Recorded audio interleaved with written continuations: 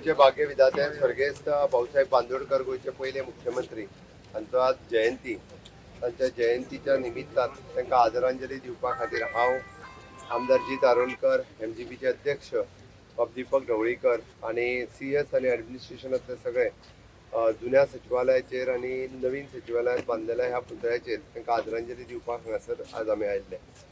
Bhausaheb बांदोडकरांक सातत्यात गोयच्यो continuously म्हणजे आमी जशें म्हणटा की 4th जनरेशन आता म्हणजे फ्रिडम फायटर गेली 60 वर्सां कंटिन्युअसली तांकां याद करता, उगडास करता. तांच्यांनी केल्ल्या कामाचो उल्लेख हो सातत्यात जाता.